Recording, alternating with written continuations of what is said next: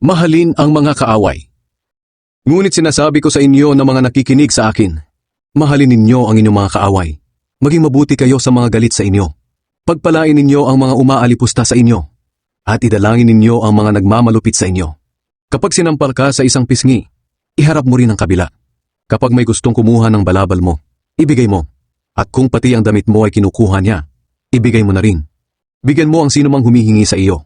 At kapag may kumuha ng iyong ari-arian, ay huwag mo na itong bawiin pa. Gawin ninyo sa inyong kapwa ang gusto ninyong gawin nila sa inyo. Kung ang mamahalin lang ninyo ay ang mga nagmamahal sa inyo, anong gantimpala ang matatanggap ninyo mula sa Diyos? Ginagawa rin iyan ng masasamang tao.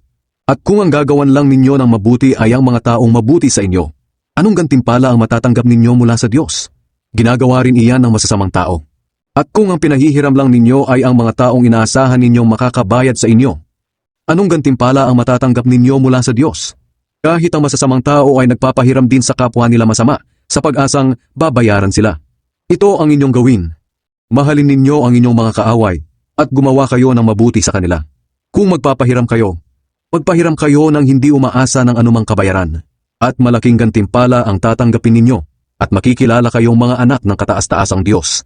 Sapagkat mabuti siya kahit sa mga taong masama, at walang utang na loob. Maging maawain kayo tulad ng inyong Ama.